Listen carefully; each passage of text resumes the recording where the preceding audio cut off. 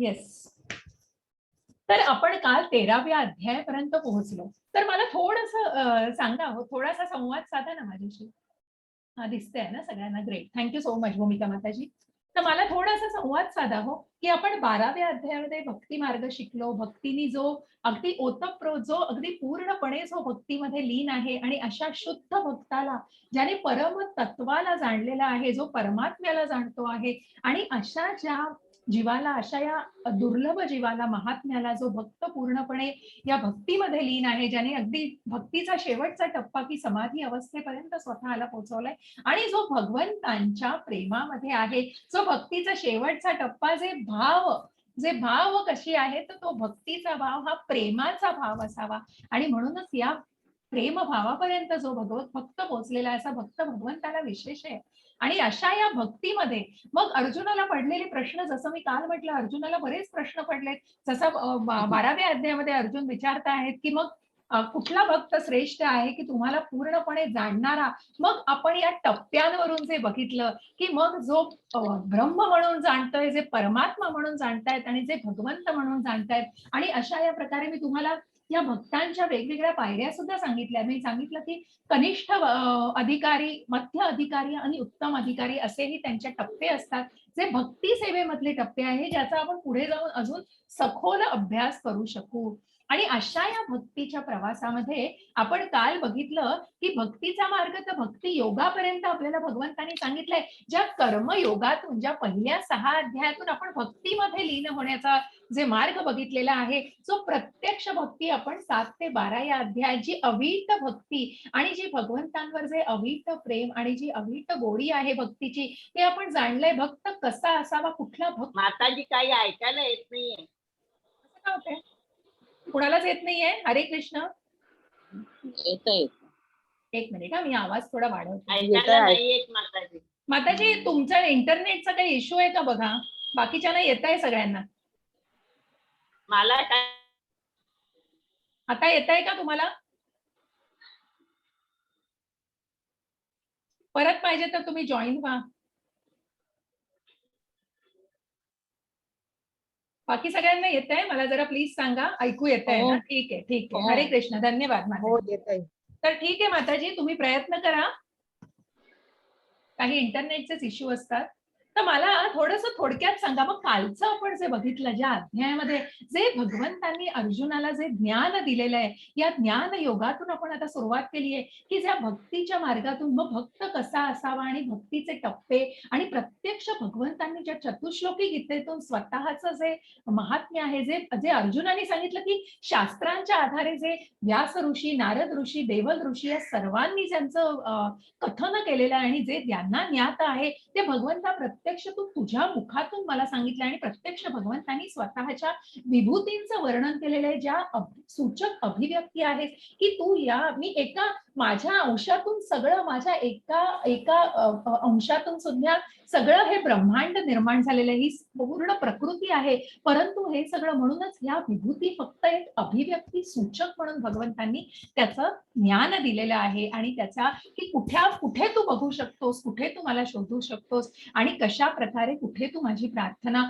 आणि कशा प्रकारे तू मला जाणू शकतोस, हे भगवंतांनी सांगितलंय. आणि मग या अध्यायांमधून पुढे जाताना, भक्तीच्या टप्प्यावरून थोडं पुढे जाताना की मग कालच्या अध्यायामध्ये आपण बघितलं की हे ज्ञान का दिलं जात आहे आता. मग जिथे कर्मात्म भक्ती साधलेली आहे, जिथे भक्ती योगातूनही अवीट भक्ती गोडी ऐकलेली आहे, तिथे हे ज्ञान कशासाठी आता. तर तिथेच आपण काल बघितलं की कशासाठी या ज्ञानाची गरज आहे, की मग या भौतिक बंधनातून कशा प्रकारे मुक्त व्हायचंय, या जन्म मृत्यू जरा व्याधी या दुःखालयामधून. मग भगवंत ज्ञान देतात की या भौतिक प्रकृतीमध्ये तू कसा अडकलेला आहेस. एक सेकंद द्या, मी थोडं पाणी आणते. मला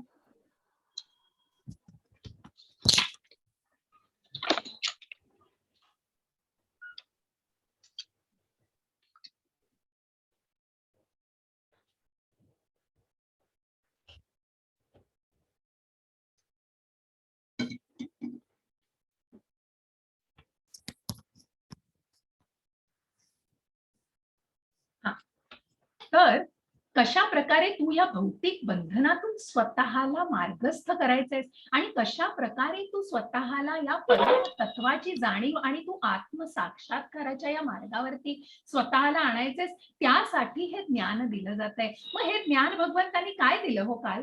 काल काय आपण कुठलं काय बघितलं की हे क्षेत्र काय आहे, क्षेत्र काय आहे आणि क्षेत्रज्ञ काय आहे?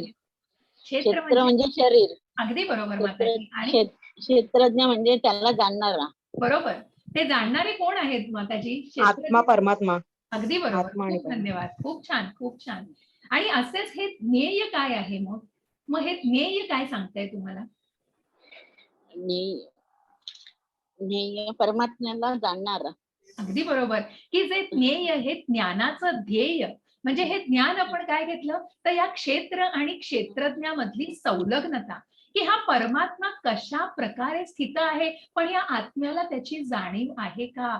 आणि मग कशा प्रकारे आत्म्याचं महात्म्य आणि या परमात्म्याचं महात्म्य आपण जाणण्याचा प्रयत्न केलाय. या परमात्म्याला कशा प्रकारे जाणून घ्यायचं आहे आणि मग ते परम तत्व जो जाणतो आहे तो कुठल्या ज्ञानामध्ये आहे आणि त्याला कशा प्रकारे तो स्वतःला या इंद्रिय तृप्तीपासून आणि या इंद्रिय विषयांपासून कुठेतरी दूर नेऊ शकतो आणि कुठेतरी ते नियंत्रण राखू शकतो. हे अत्यंत महत्वाचा भाग आपण. आणि म्हणूनच हे ज्ञेय, हे ज्ञानाचं ध्येय, हा ध्येय शब्द खूप महत्वाचा आहे. कारण कुठेतरी जेव्हा तुम्ही ज्ञान घेताय बघा, की प्रत्येक गोष्ट तुम्ही आपण या मटेरियल जगामध्ये आहोत, या भौतिक जगामध्ये आहोत. मला सांगा की तुमचे काही गोल आहेत का हो? तुम्ही आता इथे भगवद्गीता शिकण्यासाठी आले आहात, तर मला चॅटमध्ये उत्तर दिली तरी चालेल, प्रत्यक्ष सांगितलं तरी चालेल, की मग तुमच्या काही मनामध्ये आहे का हो ध्येय, की तुमच्या मनामध्ये हे तुम्ही अध्ययनासाठी येताय किंवा तुमच्या या आयुष्यामध्ये तुम्ही प्रत्येक जण काही एक वेगवेगळ्या प्रकारचं ज्ञान घेऊन काय ध्येय असतं? किंवा आता मला फक्त स्पेसिफिकली सांगा की तुम्ही या अध्ययन वर्गाला आला आहात, तर काय मनामध्ये आहे तुमच्या? परमात्म्याला मला जाणून घ्यायचंय. बरोबर. खूप छान माताजी. हे ध्येय आहे तुमच्या मनातलं. हो, आणि मोक्ष मिळाला पाहिजे मला. मोक्ष मिळाला पाहिजे. हो. बघा आपण भौतिक जगामध्ये आहोत, म्हणजे इथे कुठेतरी मी जे सांगितलं तुम्हाला की बरोबर, ही इच्छा असणं आणि हे जाणून घेणं, हा मार्ग, हे स्वतःला मार्गस्थ आपण खूप खूप खूप काय म्हणतो ना, इनिशियल अगदी सुरुवातीच्या टप्प्यावर आहोत हो सगळे. आपण सगळे कनिष्ठ अधिकारी, म्हणजे अगदी निओफाइट्स म्हणतात ना, जे नवीन सगळे. तर या आध्यात्मिक मार्गावर कुठेतरी आपण या वैदी साधना भक्ती म्हणतात त्याला मग. आणि अशा भक्तीमध्ये का आहोत आपण त्या अनन्य साधारण आणि कुठल्याही आपण शुद्ध भक्तीमध्ये अजून नाही. कारण आपण नामस्मरण करताना बघा, नामस्मरणाचे सुद्धा मी 3 टप्पे सांगितले तुम्हाला, त्याच्या आधी आठवत असेल तर कशा प्रकारे आपण अपराध नाम असतं, की कुठेतरी नाम अपराध, म्हणजे नामस्मरण करतोय पण कुठेतरी मनामध्ये असंख्य विचार येतात आणि असंख्य विचारांना कुठेतरी एकवटण्याचा प्रयत्न करतोय. पण प्रयत्न नक्कीच आहे आणि तो प्रयत्न खूप काय म्हणतात ना त्याला, खूप प्रशंसनीय आहे आणि तो प्रयत्नच खूप महत्वाचा आहे. कारण जसं माताजीने सांगितलं की मग ते ध्येय, म्हणूनच हे ध्येय महत्वाचं आहे, की प्रत्येकाच्या मनामध्ये ह्या गीतेचा प्रवास सुरू करण्याच्या आधी निश्चित काही तुम्ही ध्येयाने आला असाल आणि ते ध्येय मनामध्ये असणं हे अत्यंत गरजेचं आहे. कारण आपण कुठली बाजारामध्ये किती पुस्तकं वाचतो बघा, की कितीतरी फिलॉसॉफिकल ज्ञान आहे, कितीतरी मग तुम्ही कशा प्रकारे how to reach your goal, how to get this 7 habits आणि हे कारण ते कारण, किती प्रकारची रिझन्स आपण वाचतो. आणि देर आर बुक्स की खूप सुंदर सुंदर असं फिलॉसॉफिकल ज्ञान दिलंय, जे प्रत्येक जो तो आपापल्या अभ्यासाने कशा प्रकारे या मार्गावरती आपण प्रगत होऊ शकू याबद्दलचं एक मार्गदर्शन दिलं जातं. आणि म्हणूनच हे ध्येय, त्या ध्येयाला कुठेतरी, त्याच ध्येयाला पकडून आपण पुढे जातोय, की मग जे आपण काल बघितलं की त्या ज्ञानाचं ध्येय आणि हे सगळे टप्पे आपण जे बघितले, क्षेत्र आणि क्षेत्रज्ञ आणि ज्ञान याचं वर्णन, मग याची संलग्नता आपण बघितली, कशा प्रकारे ज्ञान प्राप्त करण्याची प्रक्रिया, मग ज्ञानाची वस्तू, मग ज्ञान म्हणजे काय आहे. आणि आपण, मला काहीच ऐकायला येत नाहीये माताजी तुमच्या नेटचाच इश्यू आहे. तुम्ही काय करा, पुन्हा बंद करून चालू करा माताजी, कारण मी काहीच इथे नाही. बाकीच्यांना मी म्हणून विचारलंय, तुम्ही काय करा, पुन्हा डिस्कनेक्ट करा आणि मग पुन्हा चालू करा, कारण बाकीच्यांना येतंय ऐकू असं मला त्यांनी सांगितलंय. कारण बऱ्याचदा हा इंटरनेटचा इश्यू असतो माताजी, कुठेतरी नेटवर्कचा इश्यू असेल. प्लीज बघा, तुम्ही पुन्हा काय करा, एकदा डिस्कनेक्ट करा आणि पुन्हा जॉईन व्हायचा प्रयत्न करा माताजी. आता मी कसं केलं ना, जेव्हा स्क्रीन शेअर होत नव्हती तसा प्रयत्न करून बघा माताजी. बाकीच्यांना येतंय सगळ्यांना ऐकू? हा येत हो हो येतोय. ओके, हो ठीक येत आहे. मग काहीतरी त्यांचा नेटवर्क इश्यू असेल, हरकत नाही. अं, तर अशी ही प्रकृती, पुरुष आणि आपण कशा प्रकारे मग मग स्वतःला कशा प्रकारे मग हे शरीर म्हणजे काय आहे आणि जो आत्तापर्यंत या बॉडीने म्हणजे मी शरीर आहे, आत्मा नाही, याच कुठेतरी ज्या विचारांखाली जो जगतोय त्याला कुठेतरी त्या ध्येयापर्यंत ते ज्ञान जाणायचंय, की जोपर्यंत आत्मा आणि परमात्मा हा आत्मा शरीरामध्ये नाहीये तोपर्यंत हे शरीर सजीव होऊ शकत नाही. जसं ते आपण चित्र बघितलं की स्वतःला पुढे बघून मग ते नुसतंच काम हे करताय, पण कशा प्रकारे त्याच्या हृदयामध्ये मग की जो आत्मा जो ड्राईव्ह करतोय आणि त्याच्या बाजूला परमात्मा बसलेला आहे आणि कशा प्रकारे आपण त्या कठोपनिषदमध्ये बघितलं की ह्या शरीराला एका झाडाची उपमा दिलेली आहे आणि या झाडावर हे दोन पक्षी बसलेले आहेत, आत्मा परमात्मा. आत्मा स्वतःच्याच या भौतिक बंधनामध्ये जखडलेला आहे, खाण्यामध्ये गुंग आहे आणि स्वतःच्याच भौतिक गोष्टी करण्यामध्ये अतिशय गुंग आहे, की तो परमात्म्याला बघायला सुद्धा त्याला वेळ नाहीये हो. कारण परमात्मा बाजूला बसलाय याचं सुद्धा त्याला ज्ञान नाहीये आणि हेच कुठेतरी ज्ञान जाणून घेण्याचं, की या सगळ्या संलग्नतेला कुठेतरी आपण जाण्याचा प्रयत्न केलेला आहे. या 13व्या अध्यायात खूप सुंदर अध्याय आहे. मी म्हणून म्हटलं, की तात्पर्य वाचा. थोडंसं कदाचित कळायला काही संज्ञा कठीण आहेत, परंतु निश्चित त्याच्यात अशक्य काही नाही. तुम्ही थोडंसं आत्मसात करायचा प्रयत्न करा आणि तात्पर्य वाचा.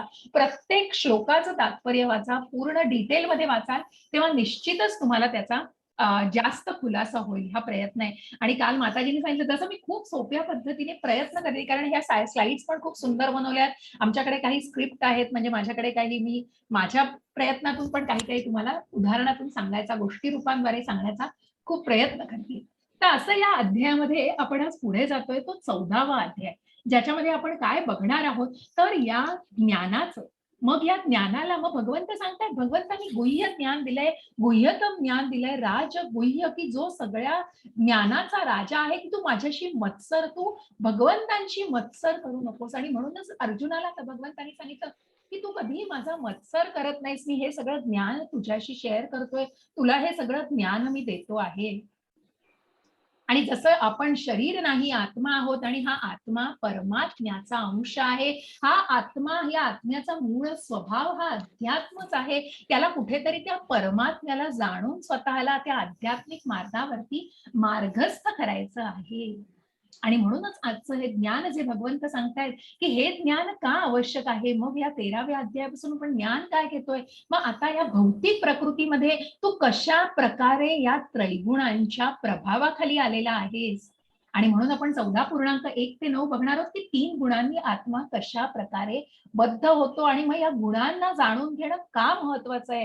कारण या त्रैगुणांच्या, जसं भगवंतांनी सांगितलं, की भगवंतांनी ही प्रकृती निर्माण केलेली आहे, त्या प्रकृतीमध्ये या पराशक्तीला म्हणजे या जीवाला त्यांनी निर्माण केलंय, उत्पत्ती केली आहे, जो या अपराशक्तीमध्ये जगतो आहे. परंतु या अपराशक्तीचा भगवंतांवर काहीही प्रभाव नाहीये. आणि म्हणून ते जे कठपुतलीचं जे चित्र आहे, की काम, क्रोध, लोभ या सगळ्या मायेच्या वेष्टनाखाली आपण आहोत. भगवंत याचं नियंत्रण करताय, भगवंतांचं नियंत्रण आहे त्यांच्यावरती आणि भगवंत आधार द्यायला निश्चित आहेत. भक्ताचं रक्षण करायला भगवंत निश्चितच प्रकट होत आहेत. परंतु कुठेतरी स्वतःचा तो मूळ स्वभाव आणि म्हणूनच परमात्म्याला जाणून त्या परमात्म्याच्या स्वभावाची कुठेतरी प्राप्ती करण्याचं हे ध्येय मनामध्ये असणं खूप गरजेचं आहे, खूप आवश्यक आहे. आणि म्हणून आपण जे बघणार आहोत ते या 3 गुणांची वैशिष्ट्य, कृती आणि मग मृत्यूनंतरही या 3 गुणांच्या वेगवेगळ्या व्यक्तींचं काय होतं, की नुसतं जगतानाच नाही तर मृत्यूनंतर सुद्धा यांना काय प्राप्ती होते आणि मग या गुणातीत मध्ये कशा प्रकारे या गुणांमध्ये स्वतःला ढाळायचंय, स्वतःला घालायचंय, हे आपण प्रत्यक्ष जाणणार आहोत. हरे कृष्ण माताजी, दिसतंय का तुम्हाला? त्यांचा काहीतरी इंटरनेट, त्यांचा ऑडिओचाच इश्यू आहे, कारण त्यांचं हे दिसत नाहीये. वाचणार कोणी कालच्यासारखं? संजना माताजी, ओके, ग्रेट माताजी, हरे कृष्ण. हरे कृष्ण माताजी. धन्य भगवान म्हणाले, सर्व ऋषी मुनींनी परम सिद्धी प्राप्त केलेली आहे. हे जाणून मी तुम्हाला हे परम ज्ञान, सर्व ज्ञानापेक्षा श्रेष्ठ ज्ञान पुन्हा सांगेन. हरे कृष्ण. हरे कृष्ण. भगवंत म्हणाले अर्जुनाला म्हणून की हे सर्व ज्ञानापेक्षा मग हे ज्ञान अत्यंत श्रेष्ठत्व प्रत्येक वेळी गाठतंय. प्रत्येक वेळी जर राजतुल्य सगळ्या ज्ञानाचा राजा तर भगवंतांनी सांगितलंय, पण त्याही पेक्षा म्हणजे त्या राजा आहेच तो ज्ञानाचा, जे प्रत्येक ज्ञान आहे, जसं मी म्हटलं की खजिना उघडलेला आहे भगवंतांनी या ज्ञानाचा.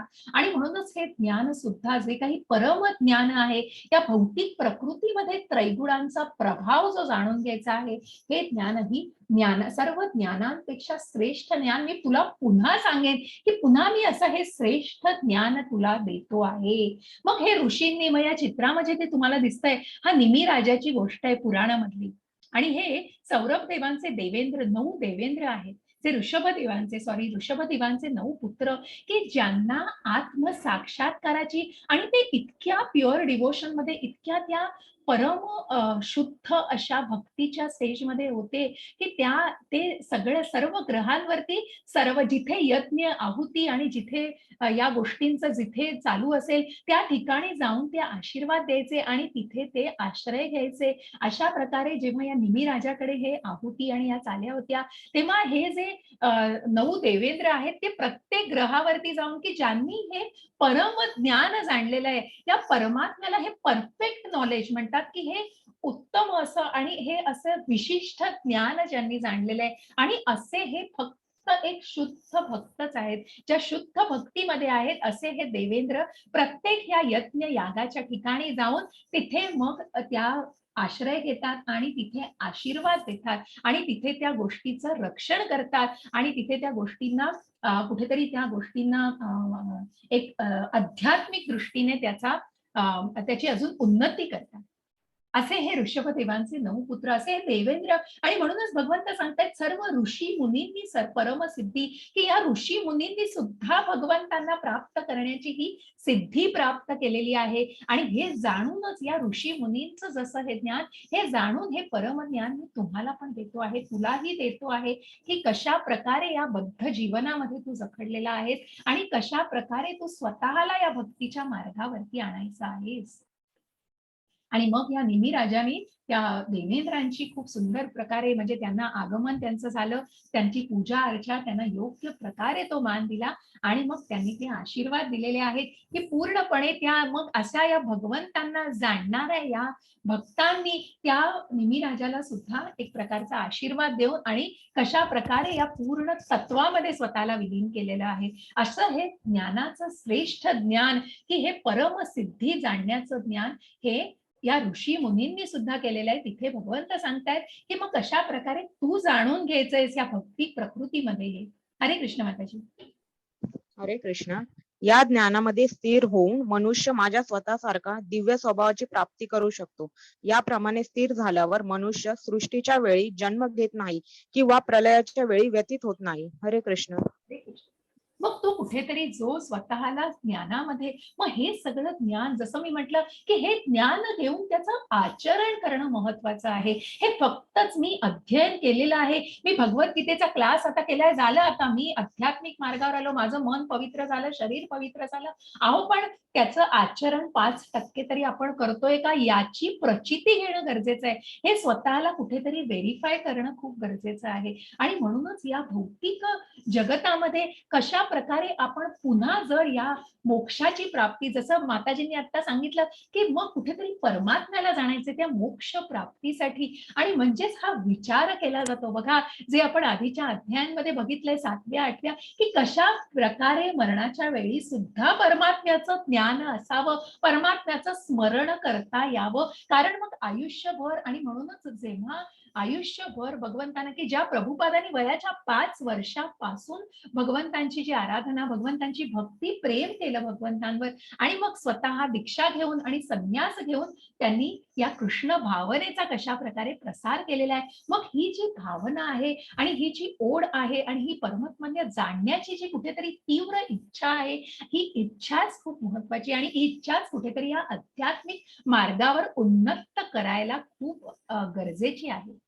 आणि मगच भगवंत म्हणतायत की तू या ज्ञानामध्ये स्थिर होशील. मग जेव्हा हा नश्वर देह टाकला जातो तेव्हा निश्चितच पुन्हा उलटून तू या भौतिक जगतामध्ये परत या जन्म मृत्यू जरा व्याधी, मग या जरा या जर्जरत्व आणि या वृद्धत्व आणि हे जे व्याधींमुळे तुला होणारं जे दुःख आहे त्या कुठल्याच प्रकारच्या तुला या भौतिक दुःखांच्या मग हे सगळंच आहे. मग जसं मी काल म्हटलं की मग ते जे तुम्हाला प्रभुपादांनी उदाहरण खूप सुंदर दिलंय की कुठेतरी या इच्छांमधनच हा जन्म घेतला जातो. कारण मग या 84 लक्ष योनींमध्ये जन्म घेण्याची जे त्याच्या मागचं कारण आहे, कारण ती इच्छा आहे. आणि ती इच्छाच कुठेतरी जाणली पाहिजे आणि या इच्छेला कुठेतरी बघा की त्याला पडताळून बघितलं पाहिजे. आणि म्हणूनच कुठेतरी जर पुन्हा याचं त्या मार्गावरती पुन्हा त्या जन्म मृत्यू जरा व्याधींच्या या चक्रामध्ये मग कुठलाही तो जीव असू दे, कुठल्याही प्रकारचा 84 योनींमधला तो जीव असू दे, मग पुन्हा उठून या चक्रामध्ये तुम्हाला जन्म घ्यायला लागणार नाही. जन्म मृत्यू जरा व्याधी असं हे दुःखालय म्हटलेलं आहे. कारण मग कुठेतरी तुम्हा जेव्हा या इच्छा करता तेव्हा त्याच्या बरोबरीचे ते भोग सुद्धा कुठेतरी त्या हॅपीनेस बरोबर सफरिंग पण आहेत, ते भोग सुद्धा आहेत. आणि मग जशा प्रकारे स्मरण केलं जातं त्याच्याच प्रकारे तुम्हाला त्या जन्म मिळतो असं हे जाणण्याचा प्रयत्न करा. आणि म्हणूनच भगवंत म्हणतायत की जेव्हा तू या ज्ञानामध्ये स्थिर होशील तेव्हाच तू माझ्या स्वतःच्या दिव्य माझ्या स्वभावाची अशा या माझ्या परमात्म्याच्या म्हणजे जो अध्यात्म जो मूळ स्वभाव आहे तो भगवंताला जाणून कुठेतरी त्या दिव्य स्वभावाला तू प्राप्त करू शकतोस. याप्रमाणे स्थिर झाल्यावर मग हे जे चित्र दिसतंय हे गोलोकातील आणि वैकुंठातील चित्र आहे की जिथे सगळे स्त्री पुरुष या फक्त कृष्ण भावनेमध्ये आहेत. किती सुंदर या स्त्रिया आहेत, किती सुडवलं बांध्याच्या आणि हे पुरुष स्त्री पुरुष की जे फक्त कृष्ण भावनेमध्ये सर्व कर्म करतायत आणि मग कृष्ण भावनेमध्ये कृष्णाच्या प्रेमामध्ये आहेत. असं हे गोलोकामधलं सुंदर दृश्य आपल्याला दिसतं आहे. आणि म्हणूनच ह्या आध्यात्मिक प्रवासामध्ये तितकी उन्नती साधणं हे केवळ तुझ्यावर अवलंबून आहे. आणि म्हणूनच कुठेतरी हे ज्ञान घेऊन त्या ज्ञानामध्ये तुला स्थिर व्हायचं आहे. तरच पुन्हा या जन्म मृत्यू जरा व्याधीमध्ये तू प्रवेश घेणार नाहीस, जन्म घेणार नाहीस. सर्व योनिषु कौन्तेय मूर्तयः संभवन्ति याः तासां ब्रह्म महद्योनिं रहं बीजप्रदः पिता. हरे कृष्ण माताजी. हरे कृष्ण. हे कौंतेय, भौतिक प्रकृतीमध्ये जन्म घेऊन सर्व योनी प्रकट होत असतात आणि मी बीज प्रदान करणारा पिता आहे. हरे कृष्ण. हरे कृष्ण. असा हा बीज प्रदान करणारा पिता ज्याचा उल्लेख मी आधीही केला होता की जे परमात्मा जे भगवंत आपले पिता आहे की ज्यांनी या ब्रह्मांडांची ज्याच्या श्वासातून अनेक ब्रह्मांड निर्मिती झालेली आहे अशा या ब्रह्माला सुद्धा भगवंतांनी की भगवंत हे पहिले निर्माता आहेत. आणि म्हणूनच भगवंतांचं बीज घेऊन या भौतिक प्रकृतीला मातेची तुलना केली आहे. ही भौतिक प्रकृती माता आहे की ज्याच्यामध्ये गर्भस्थ झाली आणि मग त्याप्रमाणे या सृष्टीची निर्मिती झालेली आहे. अशा या सृष्टीच्या निर्मितीमध्ये भगवंत जिथे पिता आहेत तिथे बघा की भगवंतांची सगळी लेकरं आहेत. मग ह्या ज्या ब्रह्मांडांमध्ये सर्व ग्रहांमध्ये सर्व देशांमध्ये मग भगवंत म्हणूनच भौतिक प्रगतीमध्ये प्रभुपादांनी लिहिलंय की मग हे कशासाठी भांडणं जेव्हा एकाच पित्यापासून आपण सगळेजण आहोत मग का हा राग द्वेष आणि कशासाठी हे देशादेशांमध्ये आणि युद्ध होणं आणि कशा प्रकारे बघा आपण बघतोय की कुठेतरी मग बॉम्बस्फोट घडवले जातात, कुठेतरी या आण्विक अस्त्रांचा कुठेतरी उपयोग केला जातो. कशासाठी बनवले जातात? जिथे तुम्हीही जाणलं की तुम्ही या भगवंतांपासून ज्यांचे पिता भगवंत आहेत जिथे आम्हीही जाणलं या भगवंतांपासून आपण ही लेकरं आहोत. मग कशासाठी इथे काही होणार आहे? मग ही कृष्ण भावना जाणणंच खूप महत्वाचं आहे ज्याचा प्रभुपादांनी खूप प्रयत्न केलेला आहे की कृष्ण भावना ही प्रत्येकाच्या मनामध्ये उपजली गेली पाहिजे. त्याची जागृतता करण्याचा कुठेतरी डॉर्मंट कुठेतरी ती काय म्हणतात ना त्याला ती ती झोपाळलेल्या अवस्थेमध्ये कुठेतरी त्या डॉर्मंट कुठेतरी त्या शांत अवस्थेमध्ये की ज्याला जागृत करणं त्या भावनेला कुठेतरी उत्पत्ती करणं हे अत्यंत महत्वाचं आहे. आणि म्हणूनच हे जाणा की मी या सृष्टीचा मग ज्या प्रत्येक सृष्टीचा ज्या 84 लक्ष योनीमधनं जे जीव उत्पन्न होत आहेत या भौतिक या पराप्रकृतीमध्ये मी ज्या जीवांची निर्मिती केलेली आहे त्या प्रत्येक जीवासंदर्भात भगवंतांनी सांगितलंय. मग या प्रत्येक जीवाचा पिता मी आहे, त्याचं बीज या पित्याकडून मिळालेलं आहे. मग आपण आता पुढे जाणतोय बघा. मी सत्वं रजस्तमम् इति गुणाः प्रकृती संभवाः निबंधन्ति महाबाहो देहे देहिनमव्ययम्. हरे कृष्ण मी माताजी. मी वाचते माताजी. हरे कृष्ण. हा माता. भौतिक प्रकृती सत्य, रज आणि तम या 3 गुणांनी बनलेली आहे. हे महाभाऊ अर्जुना जेव्हा जीव प्रकृतीच्या संपर्कात येतो तेव्हा या त्रिगुणांमुळे तो बद्ध होतो. हरे कृष्ण माताजी. हरे कृष्ण. बघा, जिथे ही प्रवृत्ती, मग हा परमात्म्याने सांगितलंय की आत्मा हा परमात्म्याचा अंश आहे आणि हा जेव्हा भौतिक प्रकृतीमध्ये येतो तोपर्यंत बघा की एखाद्या पावसाच्या पाण्याचं उदाहरण देते हो मग तुम्हाला. पावसाच्या थेंबाला, हा पावसाचा थेंब जेव्हा आकाशातून पडतो तेव्हा तो कसा असतो हो, तेव्हा तो अत्यंत स्वच्छ असतो. आणि हाच पावसाचा थेंब जेव्हा मातीमध्ये मिसळतो खाली तेव्हा त्या मातीमध्ये तो काय होतो, अशुद्ध होतो. आणि तीच तुलना आणि त्याच उपमेने सांगतेय की हा बद्ध जीव, हा बद्ध आत्मा जेव्हा या प्रकृतीमध्ये आला तेव्हा तो निर्व्याज, निर्मळ आणि अध्यात्म स्वभावाचाच होता, परमात्म्याच्या स्वभावाचाच आहे. परंतु कुठेतरी जेव्हा या भौतिक प्रकृतीमध्ये तो बद्ध झाला तेव्हा तो कुठेतरी इम्प्युरिटीज, कुठेतरी तो कंटॅमिनेट आणि अशुद्ध झालेला आहे. कारण का? कारण तो या त्रैगुणांच्या प्रभावाखाली आलेला आहे. सत्व, रज आणि तम या 3 गुणांनी ही जी भौतिक प्रकृती बनलेली आहे, या त्रैगुणांचा प्रभाव कशा प्रकारे घ्यायचा आहे हे जाणायचं आहे. आणि म्हणूनच हे महाभाऊ अर्जुना, जेव्हा जीव या प्रकृतीच्या संपर्कामध्ये येतो तेव्हा या त्रिगुणांमुळे तो बद्ध होतो. मग काय जाणायचंय, मग या बद्ध जीवाला काय जाणायचंय हे आपण पुढे जाऊन बघूया. आणि म्हणून ही आकृती मी तुम्हाला नेहमी दाखवते की हा बद्ध जीव जेव्हा आला तेव्हा तेव्हा या काम, क्रोध, लोभ, या माया, ही महामाया जी आहे, या महामायेच्या भौतिक बंधनांमुळे कुठेतरी हा वेष्टित झालेला आहे.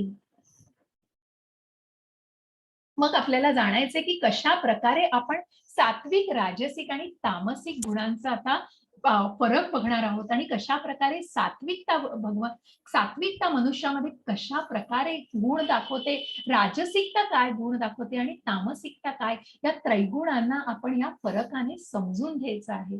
तत्रं सत्वं निर्मलस्त्वात् प्रकाश कमनामयम् सुखसंगेन बध्नाति ज्ञानसंगेन चानघ. हरे कृष्ण. हरे कृष्ण. कोणी वाचा. हरे कृष्ण. मी सगळ्यांना आज अनम्यूट केलंय. हरे कृष्ण माताजी. वाचू मी. वाचा. हा, हे अनघा अर्जुना, सत्वगुण इतरांपेक्षा निर्मळ असल्यामुळे प्रकाशमयी आहे आणि हा मनुष्याला सर्व पापातून मुक्त करतो. जे सत्वगुणामध्ये स्थित आहेत ते सुख आणि ज्ञानाच्या भावनेने बद्ध होतात. हरे कृष्ण माताजी. हरे कृष्ण. एक मिनिट. तुम्हाला हा एक व्हिडिओ आहे बरं का, तो सगळ्यांनी बघा जरा. Let's go for a stroll in the countryside. Look. I brought us a healthy picnic lunch.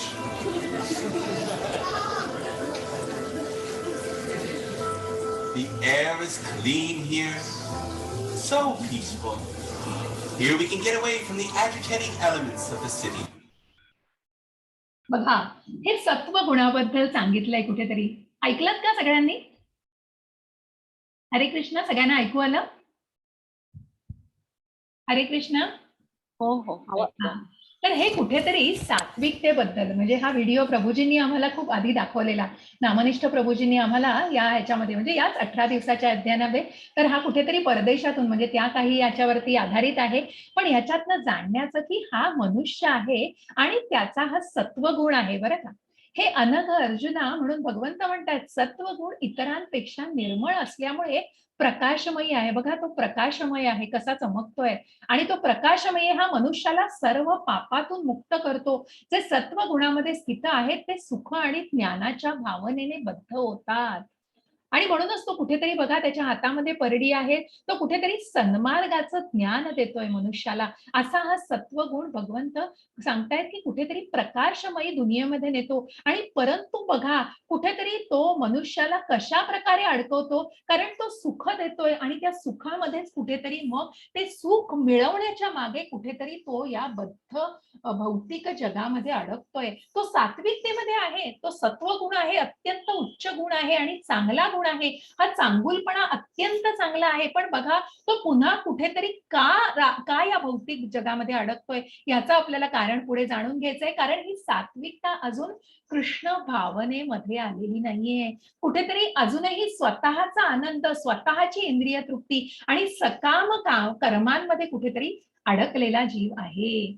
आणि म्हणूनच सात्विकपणाला सुद्धा भगवंत म्हणाले कुठेतरी ही गोष्ट अजून ती या सुखाच्या म्हणजे या कुठेतरी या भौतिक पद्धतीमध्ये अडकलेली आहे. रजोरागात्मकं विद्धि तृष्णा संगन समुद्भवम तन्निबध्नाति कौन्तेय कर्म संगेन देहिनम. हरे कृष्ण. कोण वाचणार? हरे कृष्ण माताजी. वाचा माताजी. हरे हे Krishna.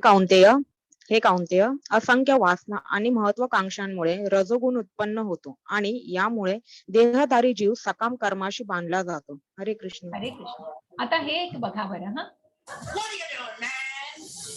Out there working on your tail? Honey, Sunday! How about you forgot about Susie, didn't you? You're supposed to take her to Vegas this weekend. You know, lose your money, Vegas. You'll be rich. You'll reach the top. Just one hitch. You just got stuck.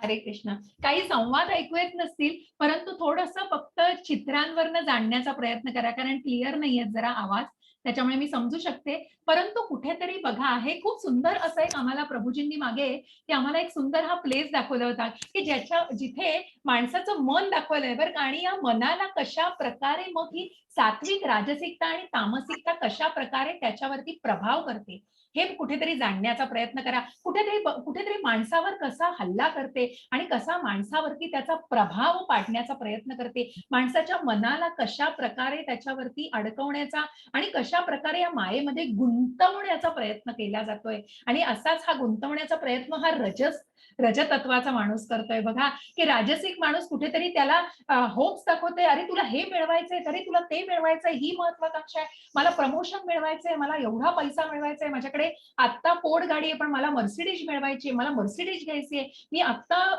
Manager लेवलला आहे पण मला कुठेतरी president लेवलला पर्यंत जायचंय. मग ही आकांक्षा कुठे संपतच नाहीये, कारण ह्या कुठेतरी भौतिक जगाच्या या महत्वाकांक्षेमध्ये आणि मग ते समाधान कुठे होतच नाहीये, त्याला कुठे एंडच नाहीये. असा हे कौंते या असंख्य वासना आणि महत्वाकांक्षांमुळे रजोगुण उत्पन्न होतो आहे. आणि म्हणूनच या रजोगुणामध्ये मग कुठेतरी सकाम कर्म, जसं आपण बघितलं की सात्विकतेतलं कर्म हे कुठेतरी आहे सकाम, पण ते सन्मार्गामध्ये आहे. कुठेतरी त्याच्या भावना आणण्याचा प्रयत्न करा, कुठेतरी सद्भावना आहेत मनामध्ये, पण ही भावना अत्यंत महत्वाकांक्षी. मग याची परिणिती आणि याचं कुठेतरी रूपांतर बघा पुढे याचा कुठेतरी टप्पा पुढचा कुठला गाठला जातो, तर तो चुकीचा टप्पा सुद्धा गाठला जातो. कारण मग ती वासना महत्वाकांक्षा कुठल्याही थराला नेऊ शकते मनुष्याला. मग त्याच्यामध्ये तो काय विसरतो, तर या तामसिकताच्या या गुणामध्ये बांधला जातो. आणि मग ही तामसिकता त्याची बुद्धी भ्रष्ट करते आणि त्या बुद्धीचा नाश होऊन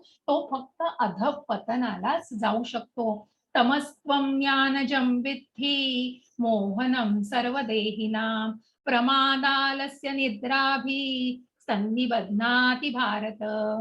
हरे कृष्ण माताजी. हॅलो. कोणी वाचा? हॅलो माताजी, मी वाचते. वाचा. हरे कृष्ण. हे भारता, अज्ञानापासून उत्पन्न झालेला तमोगुण हा सर्व देहधारी जीवांचा मोह असल्याचे जाण. प्रमाद, आळस आणि निद्रा हे तमोगुणाचे परिणाम आहेत व ते बद्ध जीवाला बंधनकारक ठरतात. हरे कृष्ण. हरे कृष्ण. धन्यवाद.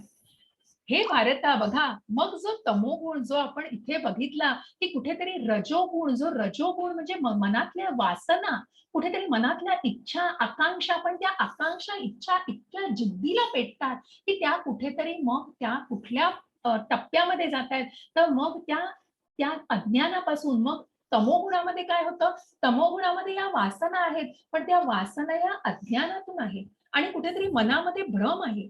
रजोगुणामध्ये त्या वासना ठीक आहे, आकांक्षा आहेत, महत्वाकांक्षा आहेत, त्या मिळवण्यासाठी स्वतःची इंद्रिय तृप्ती केली जाते, पण कुठेतरी ते कुठेतरी मर्यादा राखणं गरजेचं आहे. ती भावना तिथपर्यंतच राहते का हे जरुरीचं आहे, पण तीच वासना, तीच भावना आणि ती तमोगुणामध्ये कशी अवलंबिली जाते, कारण तिथे पूर्णपणे भ्रम असतो मनाचा, कुठेतरी फक्त अज्ञान असतं आणि त्या अज्ञानातून हा तमोगुण उत्पन्न झालेला असतो आणि मग सर्व जीवधारी देहधारी जीवांचा मोह असल्याचं जाण, प्रमाद, आळस, मग वही करायची गरज नाही वाटत. मला मिळतंय, आयतं मिळतंय ते खाण्याचा आळस, आळशी प्रकृतीने काही खाल्लं तरी चालेल, कितीही वाजता उठलं तरी चालेल, कितीही वाजता मला काही दिलं तरी चालेल आणि मी झोपून राहतो.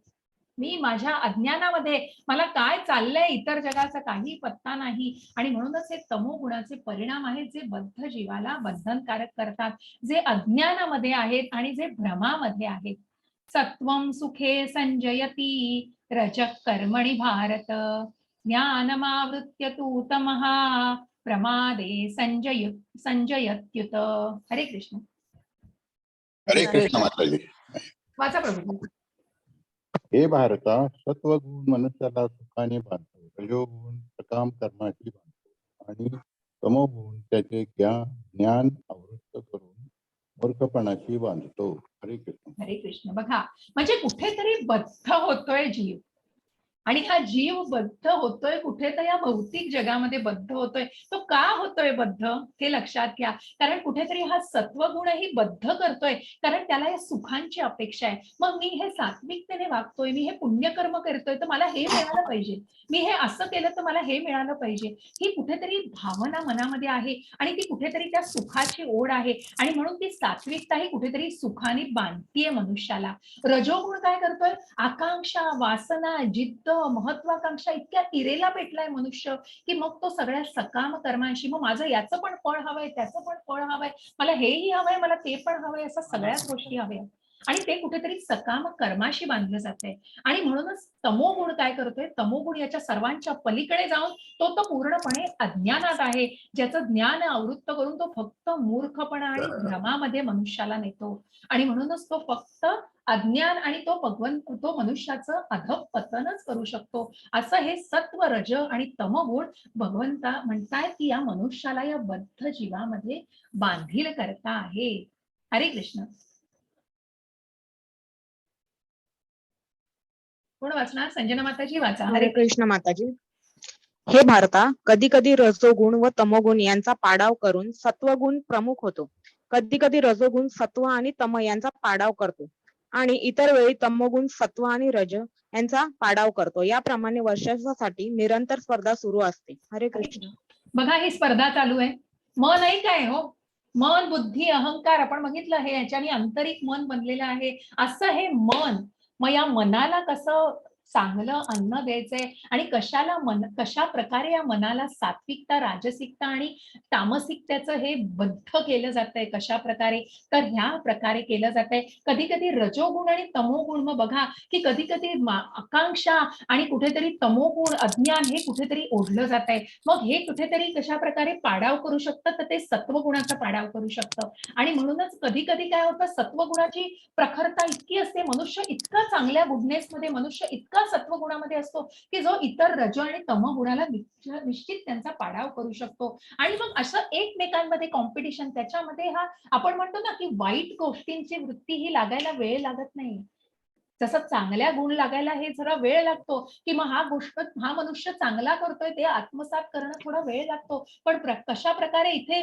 जास्त कोण ओढतंय बघा, कारण हे तमोगुण जास्त ओढतायत मनुष्याला, कारण कुठेतरी अज्ञानामध्ये, कुठेतरी म्हणून आपण आता या पॅन्डेमिक मध्ये बघितलं, कुठेतरी या भौतिक प्रगतीमध्ये आपण बघतोय मनुष्य का या डिप्रेशन्स मध्ये जात आहेत, कारण कुठेतरी स्वतःला संपवण्याचे का विचार करतायत, इतक्या उद्विग्नतेला मन का जातंय, का इतकं उद्विग्न होतंय मन, याचा विचार केला जातोय. जातोय का? कारण ही उद्विग्नता कशातून निर्माण झालेली आहे? खरंच ती गोष्ट आहे का? कारण खरंच ते ज्ञान आहे का? मग हे ज्ञान घेण्याची खूप गरज आहे. आणि म्हणूनच कुठेतरी हा अज्ञान नाही तर त्या तमोगुणामध्ये माणसाला नाश करतं, बुद्धीचा नाश करतं, भ्रम पूर्णपणे मनुष्याला पूर्ण भ्रमामध्ये टाकतं आणि मग फक्त मनुष्याचं अधःपतन होऊ शकतं. हरे कृष्ण माताजी. हरे कृष्ण माताजी. वाचते. वाचा. जेव्हा देहाची सर्व द्वारे ज्ञानाने प्रकाशित होतात तेव्हा सत्वगुणाच्या प्रगटीकरणाचा अनुभव येऊ शकतो. हरे कृष्ण माता. हरे कृष्ण. मग बघा हा जो बद्ध आत्मा आहे, बद्ध जीव आहे, मग जेव्हा हा स्वतःला की देहाची 9 द्वारं आहेत, आधी याचा उल्लेख केला होता एके ठिकाणी की हे 9 दारं, मग या 9 दारांमध्ये जो की आपण 4थ्या का 5व्या अध्यायामध्ये 9 दारांमध्ये तो स्वतःला आनंदी ठेवतो. आणि थोडी काळजी घ्या प्लीज. नाही तर मग मला म्यूट करायला लागेल, म्हणून मी कोणाला आज म्यूट केलं नाहीये, कारण गप्पा मारल्या तरी मला चालेल, पण आवाज नका येऊ दे प्लीज, काळजी घ्या. अशा प्रकारे ही 9 द्वारं बघा, ही 9 द्वारं कुठली सांगितली तर 2 कान, 2 नाकपुड्या आपल्या आहेत, 2 डोळे आहेत आपले, आपलं तोंड जे आहे ते, आपलं जे ॲनस आहे आणि आपलं जे जेनायटस म्हणजे आपलं जे गुदद्वार आहे आणि आपलं एक जे जेनायटस जे आहे, जे लैंगिक याचं उद्वार आहे. अशा प्रकारे या सगळ्या 9 द्वारातून मग या 9 द्वारांना जेव्हा मनुष्य कुठेतरी त्याच्यामध्येच बद्ध राहतो, कुठेतरी त्यांना काय म्हणतात ना, बोकाट सोडत नाही. या 9 द्वारांच्या जेव्हा देहाची सर्व द्वारे ज्ञानाने प्रकाशित होतात, मग काय डोळ्यांनी चांगलं बघायचंय, काय डोळ्यांनी चांगलं ऐकायचंय, काय चांगलं खायचं आहे, या जिभेची टेस्ट जी आहे, काय नाकाला चांगला वास कशाचा येतोय आणि मग कशा प्रकारे आपल्या वासना. मग पुढे जाऊन नेक्टर ऑफ इन्स्ट्रक्शन मध्ये खूप सुंदर दिले की या सगळ्याला कशा प्रकारे, मग या सगळ्याचं जे ऍडिक्शन आहे हे कशा प्रकारे कंट्रोल करायचंय. आणि म्हणूनच कुठेतरी स्वतःला या प्रकारे एक शिस्त लावायची आहे. प्रत्येक आपल्या इंद्रियांना एक चांगलं बघण्याची, मग चांगलं खायचंय तिथे चांगल्याच गोष्टी होतील. मग काम वासना मनातून काढून टाकायची, कुठेतरी त्या वासनेला घालवायचंय. मग ती चुकीची वासना असेल तर निश्चित त्याचा पाडाव झाला पाहिजे. आणि अशा प्रकारे प्रत्येक या द्वारांना जेव्हा दिव्य ज्ञानाने प्रकाशित केलं जाईल तेव्हा निश्चितच मनुष्य सत्व गुणामध्ये असेल. सत्व गुणाचं प्रकटीकरण, कारण कुठेतरी त्यांनी सन्मार्ग अवलंबलेला असेल आणि तरच तो या सत्व गुणांवरती येऊ शकतो. हरे कृष्ण.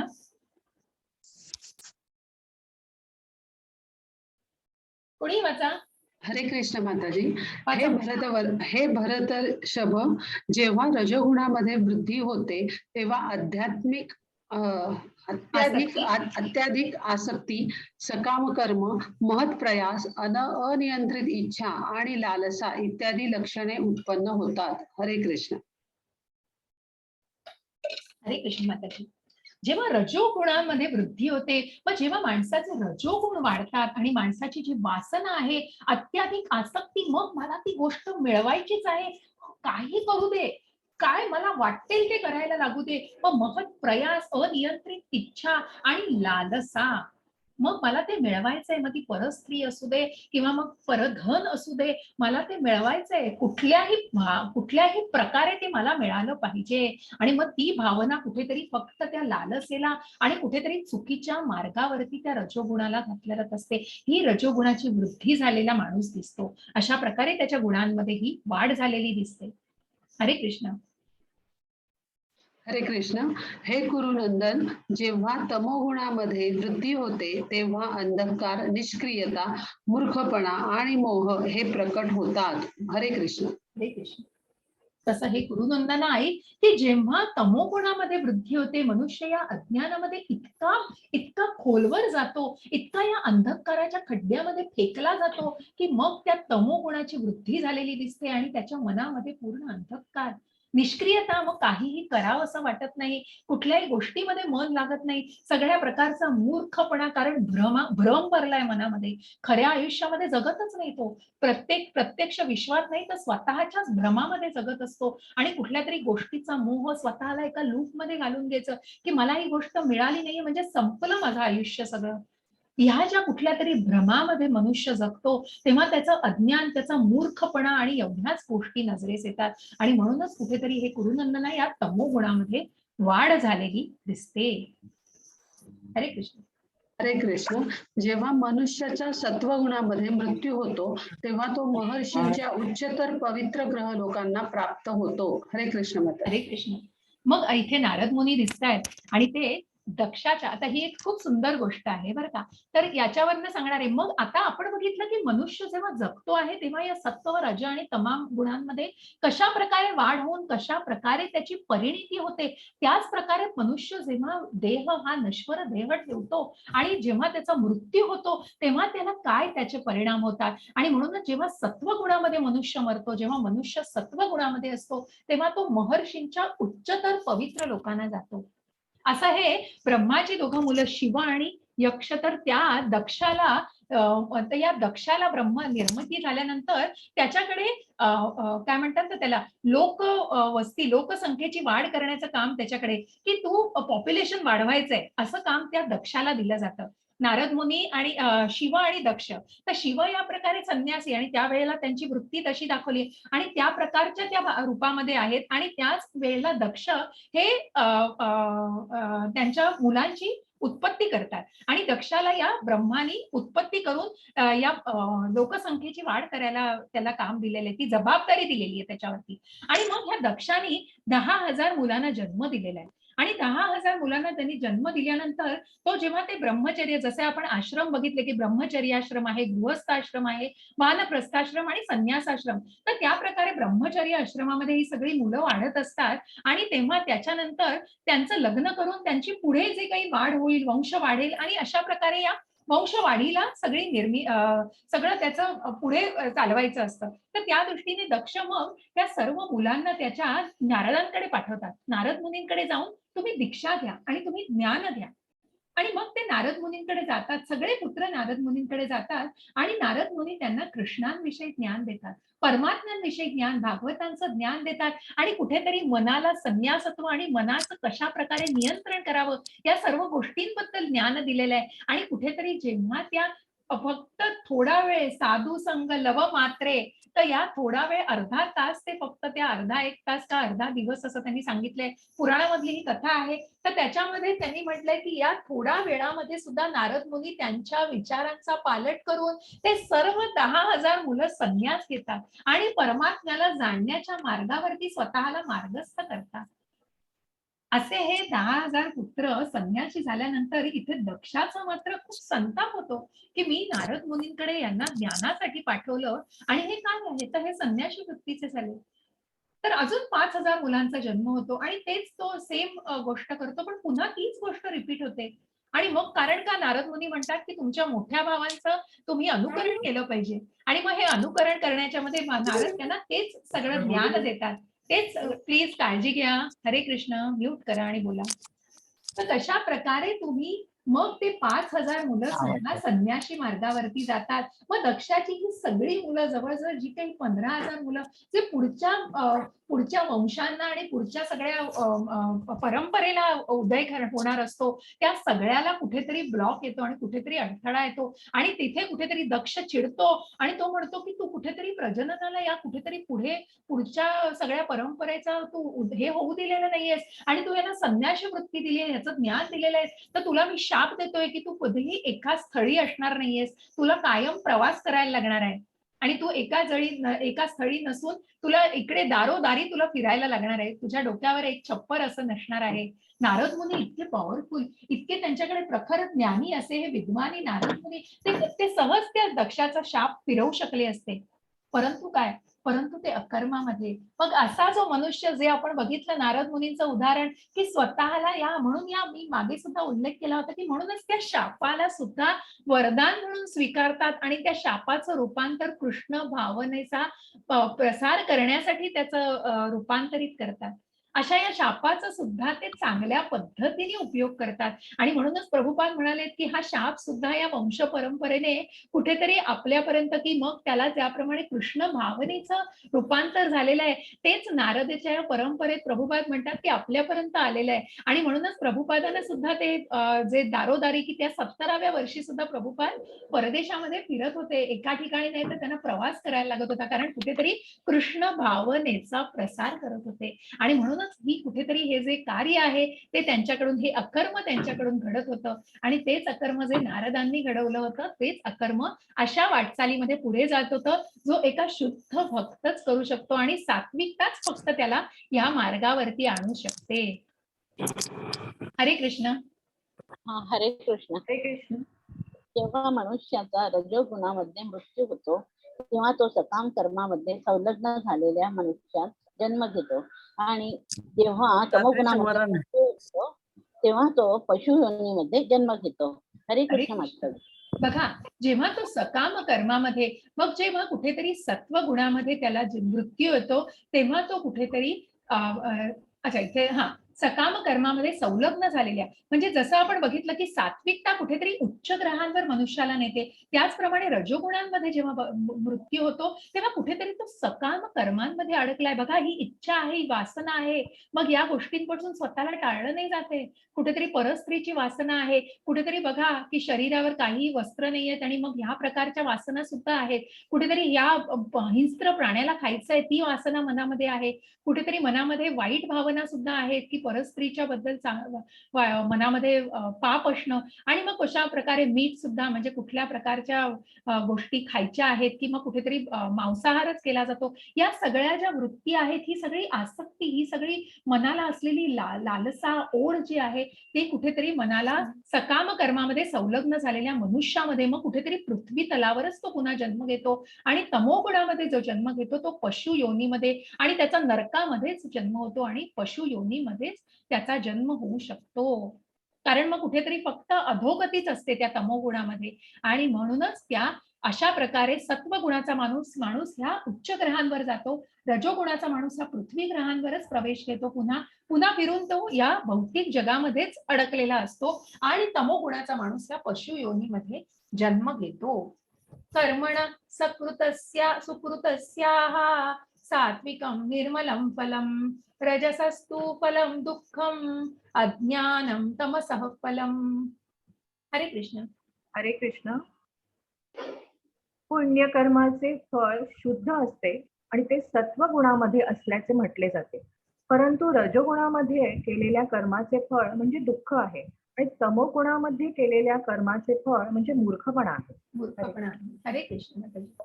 तर असं हे पुण्यकर्माचं मग कुठेतरी देवळं दाखवली आहेत, कुठेतरी ह्या बिल्डिंग्स आणि झोपडपट्टी दाखवली आणि कुठेतरी याला एंडच नाहीये. हा कुठेतरी फक्त याच्यामध्येच अडकलाय, भ्रमामध्ये अडकलाय. बघा, हा जिना वर जातोय खाली येतो, कुठेच काही त्याला नाहीये. आणि म्हणूनच पुण्यकर्माचं फळ हे कुठेतरी शुद्धतेमध्ये आहे, सत्वगुणामध्ये आहे, कारण तो पुण्य सत्वगुणामध्ये ती व्यक्ती आहे. रजोगुणातल्या व्यक्तीला फक्त त्यांचं कर्मामध्ये दुःख, या दुःखालयामध्ये आणि या सगळ्या याच्यामध्ये जगू शकतो आणि तमोगुणामध्ये केलेल्या कर्माचं फळ म्हणजे मूर्खपणा आहे, कारण तो भ्रमामध्येच केलेलं असतं. आणि हे रजोगुणामध्ये म्हणजे मला हे बांधायचंय, मला हे पाहिजे, मला इथे जागा करायचे, मला हे घ्यायचे, ही कुठेतरी फक्त वासना त्या सुखाला, त्याच्या बरोबर येणाऱ्या दुःखाला सुद्धा मग ते कारणीभूत असतात. अशा प्रकारे हे सत्व, रज आणि तमगुणांचं कशा प्रकारे परिणिती असते. हरे कृष्ण. हरे कृष्ण. सत्वगुणापासून वास्तविक ज्ञान उत्पन्न होते, रजोगुणापासून लोभ उत्पन्न होतो आणि तमोगुणापासून प्रमाद, मोह आणि अज्ञान उत्पन्न होते. हरे कृष्ण. हरे कृष्ण. म्हणून सत्वगुणामधला व्यक्ती बघा की कसे एक्सप्रेशन्स आहेत बघा, की कुठेतरी ज्ञानाने परिपूर्ण होण्याचा प्रयत्न केला जातोय सात्विकतेमध्ये, की जे वास्तविक ज्ञान उत्पन्न होतं. रजोगुणामध्ये फक्त लोभ, बघा ती अंगठी तिथे दिसतीये म्हणजे त्या गोष्टी भ्रमा, कुठेतरी त्याची वासना आहे, ते मला मिळवायचंच आहे, कुठेतरी लोभ आहे त्या गोष्टीचा. आणि तमोगुणामधली व्यक्ती तर बघा किती निराशा अवस्थेमध्ये, कारण प्रमाद आहे, चेहऱ्यावरती दुःख आहे आणि कुठेतरी अज्ञान आहे. कुठेतरी स्वतःच्याच भ्रमामध्ये हा मनुष्य जगत असतो, कारण हे अज्ञान असतं. अशा प्रकारे हे बघा कशा राजसिकता, कसा सात्विकता एक माणसाला कशा निर्मळपणा आहे, राजसिकता कुठेतरी पाहिजे, ओढ आहे मनामध्ये, वासना, आणि तामसिकता आता पूर्णपणे आपण म्हणतो ना असं सगळ्या भ्रमाचा आणि सगळं असं विकृत शरीर दिसतंय बघा कसं. अशा प्रकारे ह्या विकृत भावना दिसत आहेत. ऊर्ध्वं गच्छन्ति सत्वस्था मध्ये तिष्ठन्ति राजसः जघन्य गुणवृत्तिस्था अधो गच्छन्ति तामसाः. हरे कृष्ण. हरे कृष्ण. सत्वगुणी मनुष्य क्रमशः ऊर्ध्वगतीने उच्चतर लोकांमध्ये जातात रजोगुणी मनुष्य पृथ्वी लोकात वास करतात आणि जे निंद तमोगुणात स्थित आहेत त्यांचे नरक लोकात अधःपतन होते. अरे असा हा सत्वगणी मनुष्य हा उच्चतर गृहांवर जातो. पहिले हरे कृष्ण. काळजी घ्या, मला म्यूट करायला लावू नका. थोडा वेळ आहे, 10 मिनिटं आपला अध्याय संपतोय आता.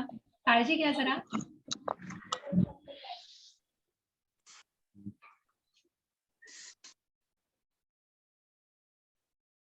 तर असा हा मनुष्य जो सत्व गुणामध्ये आहे तो मनुष्य क्रमशः ऊर्ध्व गतीने उच्चतर लोकांमध्येच जातो आणि उच्चतर ग्रहांची त्याला प्राप्ती होते. रजोगुणी मनुष्य हा पृथ्वी लोकावरच असतो आणि जो तमोगुणी असा निंदनीय असा आणि निंद्य असं आहे जे वर्तन, तो तमोगुणी गुणामधली व्यक्ती ही फक्त नरकवासाच्या नरक यातनाच भोगू शकते. मग कुठेतरी हे जे ग्रह दिलेले आहेत, जे मी तुम्हाला गोलोक सांगितलं, मग गोलोक धामाला पोहोचण्यासाठी तर ती भावभक्ती अजून यायची आहे सात्विकतेमध्ये, पण कुठेतरी हा मिडल म्हणजे हा कुठेतरी पृथ्वी लोक आहे. मग ह्या पृथ्वीच्या वरती 7 लोक आहेत, पृथ्वीच्या खालती जे नरक लोक आहेत. म्हणूनच हा याच्यामध्ये तुम्हाला तमोगुणी व्यक्ती, याच्यामध्ये रजोगुणी आणि इथे कुठेतरी सत्वगुण हे सात्विकता उच्च ग्रहांवरती नेत असते.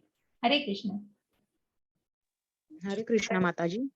जेव्हा मनुष्य योग्य रीतीने पाहतो की सर्व कर्मांचा प्राकृतिक गुणाखेरीज इतर कोणीही करता नाही आणि जो या सर्व गुणांच्या पलीकडे असणाऱ्या परमपुरुषाला जाणतो, तो माझ्या आध्यात्मिक स्वभावाला प्राप्त होतो. हरे कृष्ण. हरे कृष्ण. बघा की ज्यानी मग जो सत्वगुणी माणूस आपण बघितला की जो कुठेतरी या गुणांमध्ये बांधलेला आहे, अजून कुठेतरी त्या सुखाच्या वासनेमध्ये अजून आहे, ते सुख मिळवतोय, कुठेतरी त्यांनी स्वतःला सन्मार्गावर घातलंय, पण अजून ती भावना नाहीये बघा. आणि ती कृष्ण भावना. आणि म्हणूनच जेव्हा मनुष्य योग्य रीतीने पाहतो की सर्व कर्मांचा प्राकृतिक गुणांखेरीज इतर कोणीही करता नाहीये, मग या प्राकृतिक गुणांना जेव्हा जाणलं जातं आणि याचा करता हा इतर कोणीही नसून जो या सर्व गुणांच्या पलीकडे आहे, अशा या परम पुरुषाने जी प्रकृती निर्माण केलेली आहे, या पुरुषोत्तमाने जी प्रकृती, या परमात्म्याने या कारणांचं कारण असे असलेले परम कारण जे जाणतायत,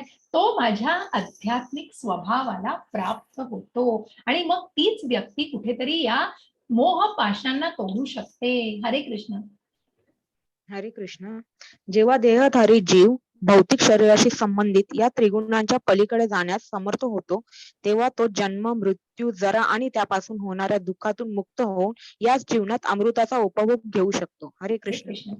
जेव्हा देहधारी जीव बघा की शरीराची संबंधित या त्रिगुणांच्या पलीकडे, मग या त्रिगुणांच्या पलीकडे, या सात्विकतेच्या पलीकडेही कुठेतरी निष्काम आणि अकर्म आहे. निष्काम कर्म आणि अकर्माकडे जेव्हा तो वाटचाल करतो, तेव्हाच तो कुठेतरी या भौतिक बंधनातून स्वतःला मुक्त करण्याचा प्रयत्न करू शकतो. आणि मग जसं मी म्हटलं की मग त्या मिळणाऱ्या फळापासून तो वंचित राहत नाही, मग याही भौतिक जगतामध्ये तो आनंद घेऊ शकतो. कारण बघा की या आनंदाला सुद्धा आता या भौतिक जगामध्ये कुठेतरी आपल्याला त्या आनंदाचं पण भय वाटतं बघा. तुम्ही जर विचार कराल तर अरे मला खूप आनंद झालाय, पण टेन्शन मनामध्ये, मग मला आनंद झालाय तर काही होणार नाही ना. मग मी हे कुठेतरी बघा म्हणजे मनामध्ये भय आहे, कुठेतरी त्या त्रिगुणांचा प्रभाव आहे आणि म्हणूनच त्या स्ट्रेस खाली आहे मनुष्य. कारण कुठेतरी त्या सुखाची सुद्धा भीती वाटते हो.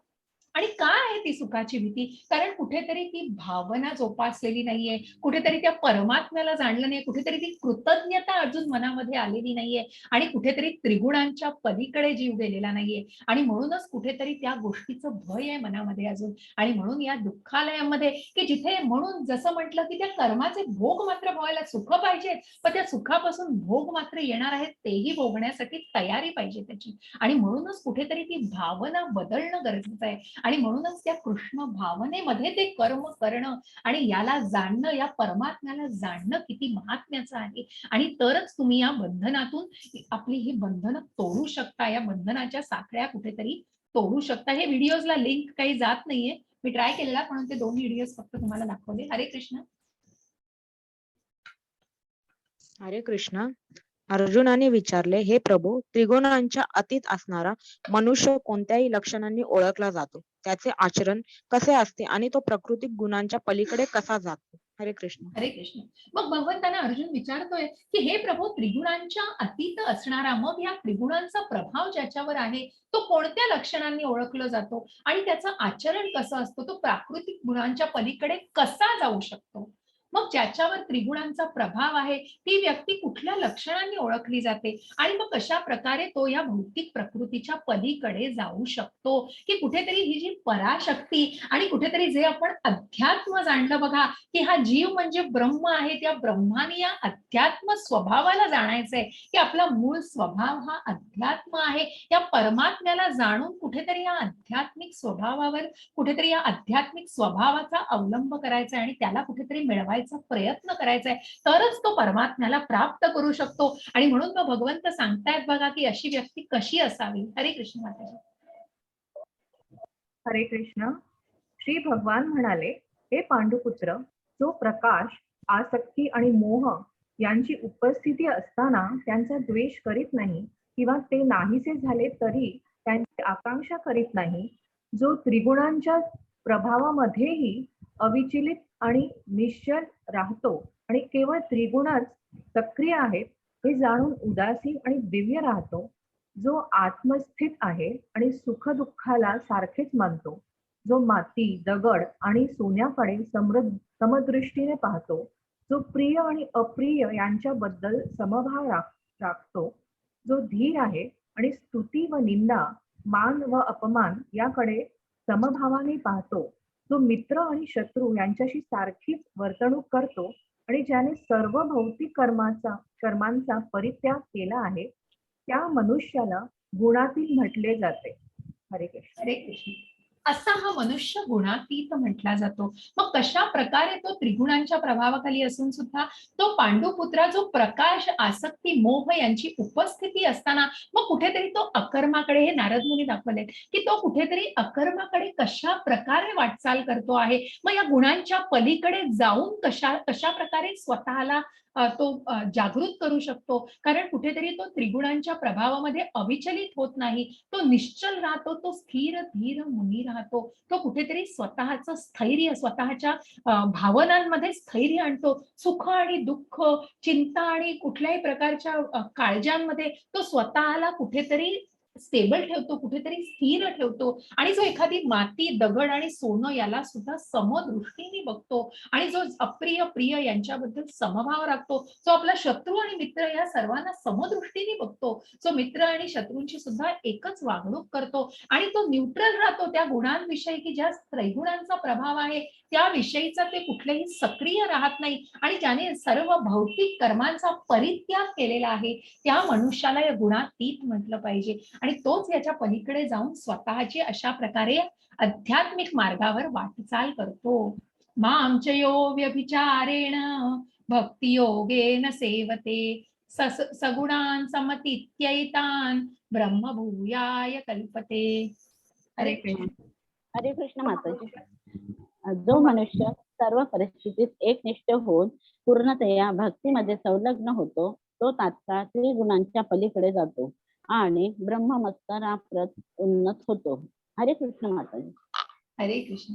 असा जो मनुष्य, असा जो अकर्मी मनुष्य, जो सर्व परिस्थितीमध्ये एकनिष्ठ होऊन पूर्णतया भक्तीमध्ये संलग्न होतो, तो तत्काळ त्रिगुणांच्या पलीकडे जातो आणि मगच ती व्यक्ती जे भौतिक प्रकृतीच्या कुठेतरी या परा अपरा शक्तीच्या, जी भगवंतांची शक्ती, जी आध्यात्मिक शक्ती आहे, त्या आध्यात्मिक शक्तीचा कुठेतरी अवलंब करण्याचा प्रयत्न करतो आणि स्वतःला स्थिर आणून या परमात्म्याच्या स्वभावाची प्राप्ती करायचा प्रयत्न करतो. जे आपण पुन्हा जे म्हटलं बघा, ज्या शेवटच्या स्लाइडमध्ये, ही शेवटची स्लाइड आहे ज्याच्यामध्ये आपण बघणार आहोत की मग कुठेतरी हे आपण जेव्हा सुरुवातीचं ज्ञान घेतलं, जे आपण चौथ्या ज्ञानामध्ये, ज्ञानयोगामध्ये बघितलं की कशा प्रकारे भगवंतांच्या वेगवेगळ्या टप्प्यांवर आध्यात्मिक उन्नतीने मनुष्य जाणत असतो. मग जो ब्रह्म या भगवंतांच्या रूपाला जाणतो, जो परमात्म्या रूपाला जाणतो आणि तो कुठेतरी भगवंतांच्या भगवान रूपाचा साक्षात्कार त्याला जवतो आणि असं हे ब्रह्म, अशी ही ब्रह्मज्योत,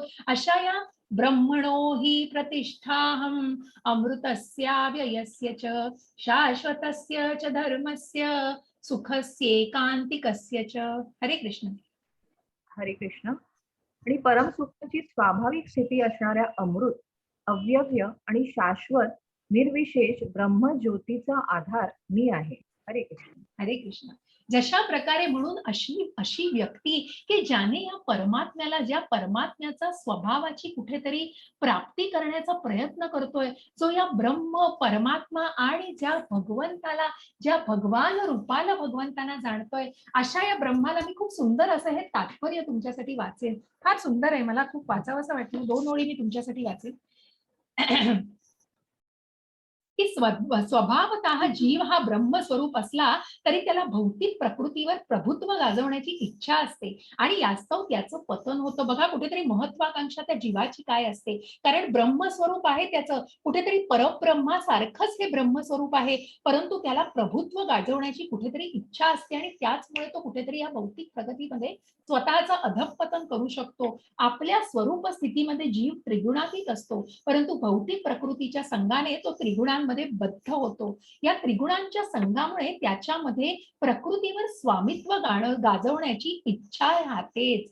पूर्णपणे कृष्ण भावना भावित होऊन भक्तीमध्ये संलग्न झाल्यामुळे तो तत्काळ दिव्य अवस्थेमध्ये स्थित होतो आणि प्रकृतीवर स्वामित्व गाजवण्याची त्याची अवैध इच्छा नष्ट होते आणि म्हणूनच मग कुठेतरी या गोष्टीला जाणू शकतो, तो कुठेतरी समभाव आणू शकतो. जेव्हा त्या भौतिक प्रकृतीमध्येच तो स्वतःला उन्नत करण्याचा प्रयत्न करतो आणि प्रत्येक कर्म कृष्ण भावनेने करण्याचा प्रयत्न करतो, तिथेच तो कुठेतरी त्या ब्रह्मस्तरापर्यंत पोहोचू शकतो, त्या ब्रह्माच्या, त्या परब्रह्माच्या स्वभावाची प्राप्ती करू शकतो. आणि म्हणूनच त्याचा कशा प्रकारे करावा, तर मग त्याने स्वतःला कशा प्रकारे उन्नत करावं, मग त्याचे जे मार्ग दिलेले, जे आपण आधीच्या ह्याच्यात पण उल्लेख आहे की कशा प्रकारे त्यांनी साधू संघ, याचे भक्तीचे टप्पे आहेत की त्यांच्या मनामध्ये निष्ठा ही महत्वाची आहे, त्याच्यानंतर त्याचा साधू संघ, ज्याच्यानंतर तो साधू सगळ्या डिवोटीजच्या संगतीमध्ये भजन क्रिया, की ज्याने कीर्तन करावं, नामस्मरण करावं, जप करून